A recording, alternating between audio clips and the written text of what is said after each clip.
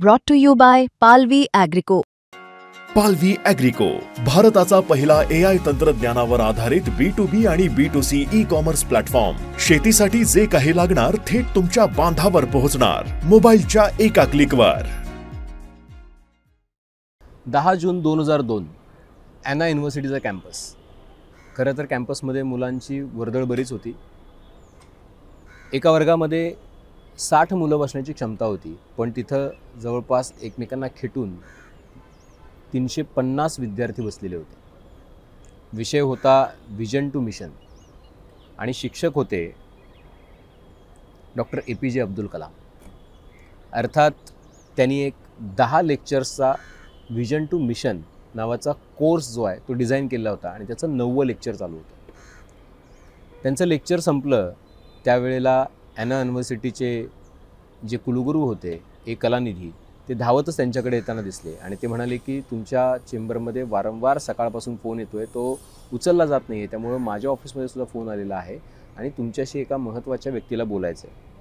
Doctor APJ Abdul Kalam घाईघाईनं आपल्या चेंबरकडे गेले आणि तिथं गेल्यानंतर एक कॉल वाजला. घंटी वाजल्यानंतर त्यांना सांगण्यात आलं की थोडा वेळ तुम्ही थांबा, पंतप्रधानांना तुमच्याशी बोलायचं आहे. अर्थात तेवढ्याच मला असं वाटतं की त्यांच्या सेलफोनवरती सुद्धा एक फोन आला आणि तो फोन होता डॉक्टर चंद्राबाबू नायडू यांचा. त्यावेळेला ते आंध्र प्रदेशचे मुख्यमंत्री होते आणि त्यांनी असं सांगितलं की पंतप्रधानांना तुमच्याशी महत्त्वाचं बोलायचं आहे आणि तुम्ही कृपया करून ते जे काही म्हणतील त्याला नकार देऊ नका. तितक्यात फोनवरती पंतप्रधान आले. अर्थात पंतप्रधान होते कवी मनाचे अटल बिहारी वाजपेयी. त्यांनी असं सांगितलं की कलामांना की आत्ताच आम्ही एका पार्टीच्या मीटिंगवरून येतो आहोत आणि आमच्या सगळ्यांचं असं म्हणणं आहे की तुम्ही भारताच्या राष्ट्रपतीपदासाठी निवडणूक लढवली पाहिजे. आणि त्यानंतर जे झालं ते इतिहास आहे. डॉक्टर APJ अब्दुल कलाम यांना जगभर त्यांना मिसाईल मॅन म्हणून ओळखलं जातं. विंग्ज ऑफ फायर, अग्निपंख हे त्यांचं पुस्तक मला असं वाटतं केवळ भारतातच नव्हे तर जगभर बेस्टसेलर म्हणून ओळखलं जातं. आणि अत्यंत छोट्या कुटुंबातून येऊन त्यांनी देशाचं सर्वोच्च पद भूषवलं. भाजपनं त्यांचा यथोचित सन्मान केला. अर्थात turning points, a journey through challenges या सगळ्या त्यांचं जे पुस्तक आहे त्या पुस्तकामध्ये स्वतः अब्दुल कलाम यांनी ही गोष्ट सांगितलेली आहे. तुम्ही म्हणाल की पण आज ही गोष्ट सांगण्याचं कारण काय आहे? तर त्याचं कारण असं आहे की काल भाजपचा विजय संकल्प मेळावा झाला आणि त्या विजय संकल्प मेळाव्यामध्ये मुंबईचे नवनियुक्त अध्यक्ष अमित साटम आणि मुख्यमंत्री आणि इतर नेत्यांची भाषणं झाली. त्या भाषणामध्ये अमित साटम यांनी खूप इंटरेस्टिंग विधान केलेलं आहे. अमित साटम काय म्हणतात, आधी मी तुम्हाला त्यांचं विधान जे आहे ते वर्ड टू वर्ड वाचून दाखवतो, मग आपण चर्चेला सुरुवात करू. मराठीचा मुखवटा घालून मुंबई शहराचा रंग बदलण्याचं षडयंत्र रचलं जात आहे. जय भवानी जय शिवाजीच्या घोषणांना कुठल्या तरी घोषणांनी रिप्लेस केलं हे आपण पाहिलं. आपण पाहतोय जगातल्या दुसऱ्या आंतरराष्ट्रीय पश्चिमी देशातल्या काही शहरांमध्ये कशा प्रकारची घुसखोरी चालली आहे. त्या शहरांचा रंग बदलतोय. पायाखालून वाळू सरकली तरी त्यांना ते कळत नाही आहे. जर काही देशातील महापौरांची आडनावं तपासली तर तुम्हाला त्याचं उत्तर मिळेल. त्यांची आडनावं पाहिल्यास तुम्हाला कळेल मुंबई शहराच्या समोर कुठली धोक्याची घंटा आहे. हे राजकारण, हे षडयंत्र उभाटावाले करतायत. यांच्या हातात मुंबईची सत्ता गेली तर काय होईल? वर्सोव्यात बघितलं आपण वर्सोवा पॅटर्न, एक नवीन वर्सोवा पॅटर्न ते मुंबईत राबवू पाहतायत. मालवणी पॅटर्न तर आपल्याला माहितीच आहे. ते सत्तेत आले म्हणजे समजा ठाकरे सत्तेत आले तर मुंबईतला प्रत्येक रस्ता मोहम्मद अली रोड होईल. प्रत्येक मुंबईकराच्या दरवाजावर बांगलादेशी शरीफुल इस्लाम उभा असेल किंवा मुंबईतल्या प्रत्येक वॉर्डातून कोणीतरी हरून खान निवडून येईल. कदाचित कुणी खान उद्याचा मुंबईचा महापौर असेल. आता मुद्दा असा आहे की ज्या भाजपनं डॉक्टर APJ अब्दुल कलाम यांना राष्ट्रपती म्हणून स्वीकारलं, त्यांचा यथोचित सन्मान केला, त्या भाजपला एखादा खान किंवा हरून खान जे वर्सोव्यातून निवडून आलेले आहेत शिवसेनेच्या तिकिटावरती आणि लोकशाही पद्धतीनं झालेल्या निवडणुकांमध्ये ते निवडून आले आहेत, तर तिथला पॅटर्न वाटावा असं का आहे? आणि त्यामुळं की ही वेळ जी आहे, ही वेळ किंवा हे त्यांना का करावं लागतं किंवा हे ते का करतायत, आणि म्हणून आपल्याला या सगळ्या गोष्टीबद्दल चर्चा करायची आहे. नमस्कार, मी अभिजित करंडे, मुंबई तकमध्ये आपल्या सर्वांचं स्वागत आहे. अर्थात निवडणुकांचं बिगुल वाजलं हे वेगळं सांगण्याची गरज नाही आहे. त्याचं कारण असं आहे की काल विजय संकल्प मेळावा झालेला आहे. त्याच्यामध्ये मुख्यमंत्री देवेंद्र फडणवीसांचं झंझावाती भाषण झालं. त्यांनी ठाकरे ब्रँडबद्दल बोलताना असं म्हटलं की ठाकरे ब्रँड बिंड काही नाही, एकच ब्रँड होता, तो म्हणजे बाळासाहेब ठाकरे. या जी ठाकरे ब्रँडची आम्ही बँड वाजवलेली आहे आणि ते बेस्टच्या निवडणुकीत सगळ्यांनी बघितलेलं आहे. पण त्याच्या पुढे जाऊन महाराष्ट्राच्या किंवा महाराष्ट्रातल्या लोकल बॉडीचे इलेक्शन्स कुठल्या दिशेने जाणार आहेत तर हे स्पष्ट झालं आहे. ते स्पष्ट झालेलं आहे. त्या इलेक्शन्स पुन्हा एकदा विधानसभेच्या निवडणुकांप्रमाणे धार्मिक ध्रुवीकरणाच्या भोवती फिरणार आहेत का, हा प्रश्न आहे. आणि त्याचं कारण असं आहे की भाजपला अचानकपणे मुस्लिम नेत्यांची ॲलर्जी वाटू लागली आहे का, किंवा एका प्रकारे कटेंगे तो बटेंगे, एक है तो सेफ है या घोषणांनी ज्या पद्धतीचं यश मिळालेलं आहे ते यश ते कंटिन्यू करण्यासाठी अशा पद्धतीच्या घोषणा दिल्या जात आहेत की लोकसभेला ज्या पद्धतीचं स्ट्रॅटेजिक वोटिंग झालं मुंबईमध्ये आणि त्यामुळं जी काही हार किंवा जी काही पराभव पत्करावा लागला भाजपला, त्याची भीती वाटते. हे सगळे प्रश्न आहेत. आता एक एक करून आपण त्याचे मागोवा घेण्याचा प्रयत्न करणार आहोत. मुद्दा काय आहे तर मुद्दा असा आहे की या पद्धतीचं विधान अमित साटम यांनी करणं की एखादा खान उद्याचा मुंबईचा महापौर होईल, हे कितपत योग्य आहे. तर मला असं वाटतं की हे सपशेल अयोग्य आहे. त्याचं कारण असं आहे की संविधानानं इथल्या प्रत्येक नागरिकाला समान अधिकार दिलेला आहे.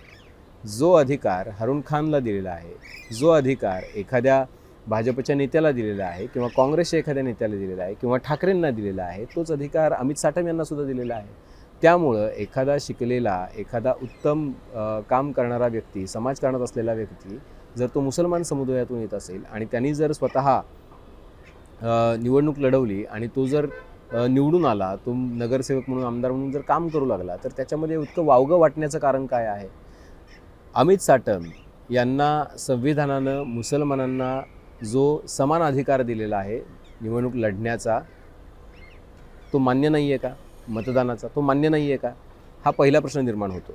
आणि मग अमित साटम यांचं हे विधान जे आहे ते एका प्रकारे संविधानाचा अवमान करणारं आहे असं म्हटलं तर वावगं ठरेल का, हे प्रश्न आहेत माझे. आणि म्हणून प्रश्न आहे की बघा, अमित साटम उदाहरण काय देत आहेत. अमित साटम उदाहरण देत आहेत की बघा बाकीच्या देशांमध्ये काय चाललेलं आहे आणि तिथं कशा पद्धतीचे लोक आता तिथला रंग बदलतोय, शहरांचा रंग बदलतोय. मला असं वाटतं की शहरांचा रंग कसा बदलेल. ज्या महाराष्ट्रामध्ये 80% लोक हिंदू आहेत किंवा देशामध्ये 80% लोक हिंदू राहतात, त्या शहराचा रंग अचानकपणे एखादी व्यक्ती निवडून आल्यामुळे बदलू शकतो का. मग तसं असेल तर या महाराष्ट्रामध्ये सुद्धा आणि या देशामध्ये सुद्धा अनेक मुस्लिम नेते जे आहेत त्यांनी यशस्वी राजकारण केल्याचं आपण बघितलेलं आहे. अगदी अमित साटम यांच्याच पक्षामध्ये पाशा पटेल हे काम करत आहेत, ते कृषीमूल्य आयोगावरती आहेत. त्याच पक्षामध्ये आपण बघितलेलं आहे की इतर नेते म्हणजे देशपातळीवर जर बघितलं तर आरिफ मोहम्मद खान यांनी 70च्या दशकामध्ये राजकारण सुरू केलं. चौधरी चरण सिंग यांच्यासोबत ते काम करत होते आणि त्यानंतर आपण बघितलं की ते बिहारचे राज्यपाल म्हणून त्यांना काम करण्याची संधी मिळाली. त्याच्यानंतर सय्यद शाहनवाज हुसेन हे अत्यंत नामी चेहरा आहे मुस्लिम समुदायातला भाजपचा.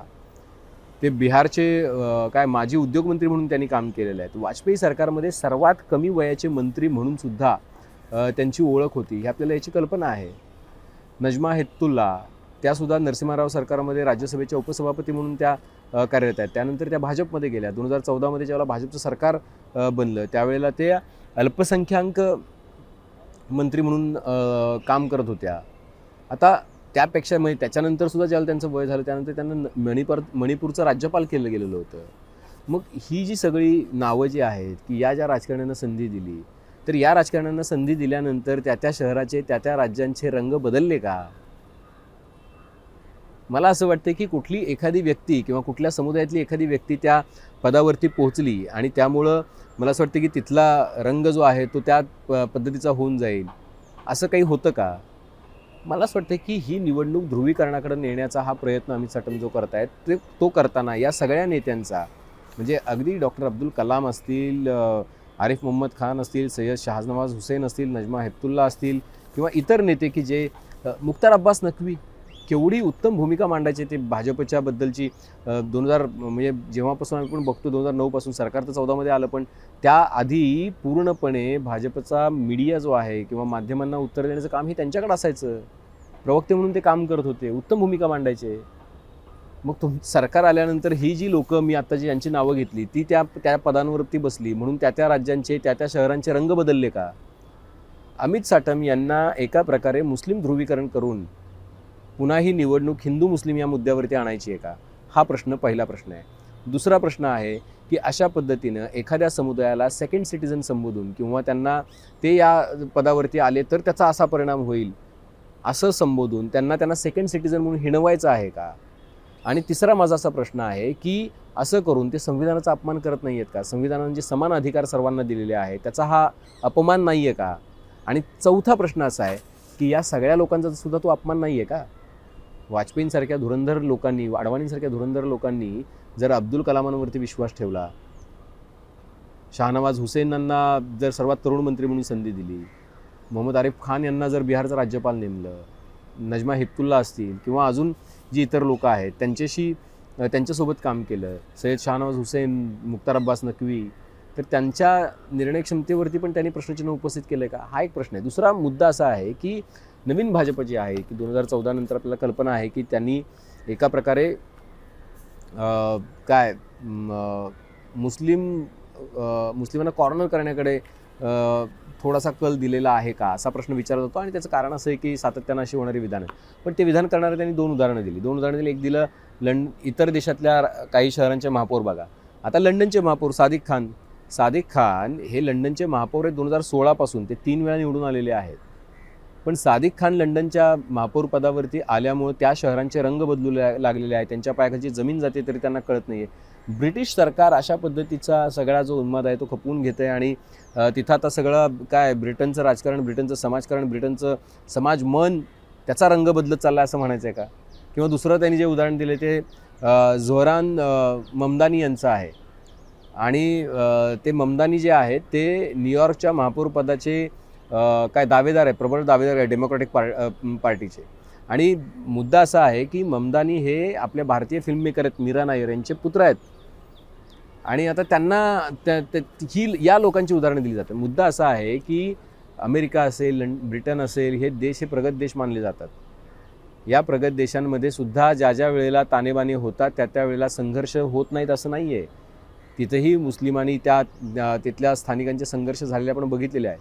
पण म्हणून ही लोकं आली म्हणून ते संघर्ष टोकाला गेले आणि त्यांच्या देशाचीच फाळणी झाली अशा पद्धतीची काही गोष्ट घडली आहे का? किंवा रंग बदलला शहराचा असं काही घडलं आहे का? तर मला असं वाटतं की राष्ट्रीय आंतरराष्ट्रीय बातम्यांमधून अशा पद्धतीचं काही रंग बदलल्याचं किंवा अशा पद्धतीनं काही तिथलं समाजमनच पूर्ण बदलल्याचं असं काही घडल्याचं काही वाचनात आलेलं आपल्याला दिसत नाही. आता दुसरा मुद्दा आहे तो म्हणजे की हे त्यांना का करावं लागतंय, तर त्याचा सर्वात महत्त्वाचा भाग जो आहे तो त्यांना झालेला बेनिफिट जो झालेला आहे तो विधानसभेच्या निवडणुकीमध्ये बटेंगे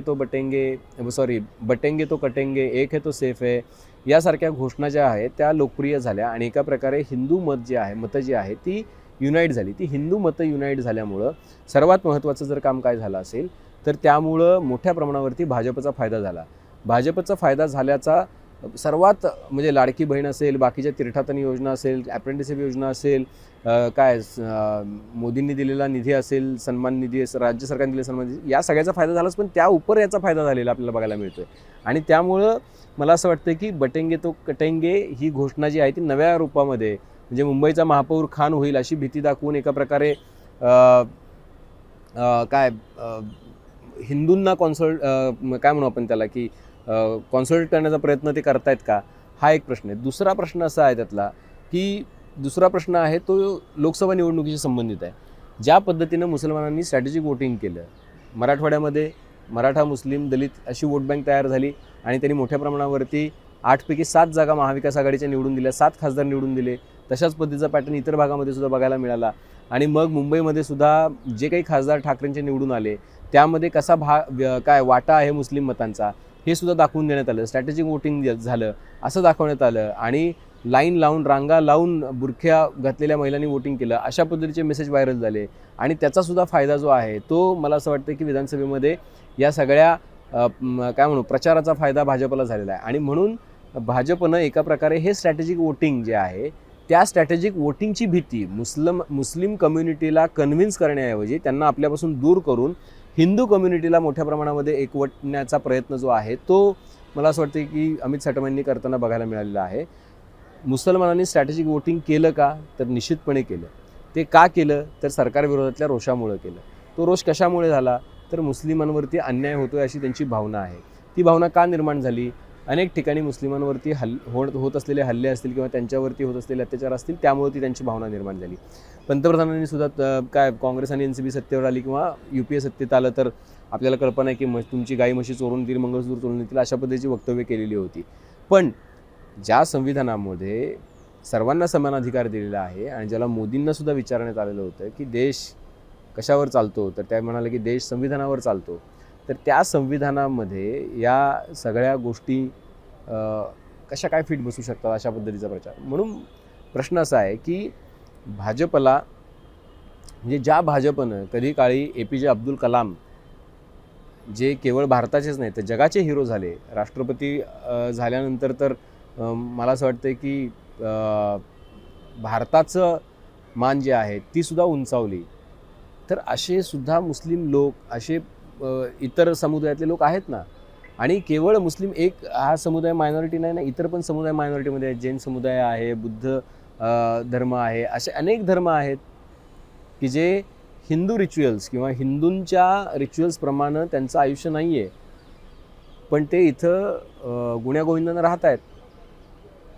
आणि त्यांना ज्या पद्धतीनं कन्व्हिन्स करण्यामध्ये यश आलेलं आहे तशा पद्धतीचं यश जे आहे ते मुस्लिमांना कन्व्हिन्स करताना येत नाही आहे. पण म्हणून शेवटचा मुद्दा यातला असा की ज्या वेळेला प्रखर हिंदुत्वाचा, राष्ट्रवादाचा मुद्दा ज्या वेळेला तेवत ठेवायचा आहे, तर तो आता एकच मार्ग उरला आहे का, की ज्यामुळे मुंबईचा महापौर खान होईल अशी भीती दाखवून आता ही एक पॉलिटिकल लाईन आता ड्रॉ केली जाते.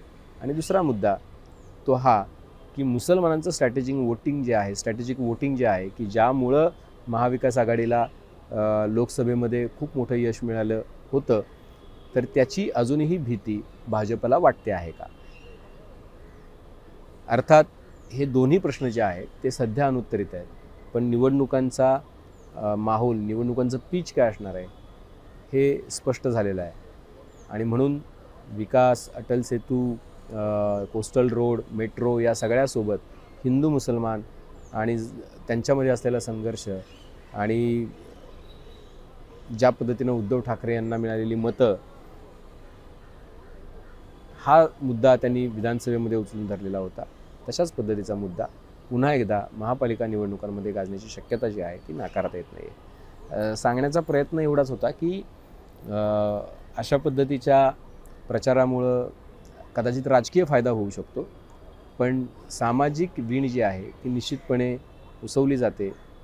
आणि जी परंपरा आपण वारंवार सांगतो, म्हणजे अगदी संत ज्ञानेश्वरांची, तुकारामांची, कबीराची, तर त्या परंपरेला छेद देणारं वर्तन जे आहे तेच आपल्या राजकीय नेत्यांकडून स्पष्टपणे होताना दिसतं. तुमची काही मतं असतील, काही प्रश्न असतील, ते तुम्ही निश्चितपणे कमेंट बॉक्समध्ये नोंदवा. बेल आयकॉनवरती क्लिक केलं तर अपडेट्स मिळत जातील. सर्वात महत्त्वाचं म्हणजे मुंबई तकचं YouTube चॅनल सबस्क्राईब करायला विसरू नका. पाहत राहा मुंबई तक.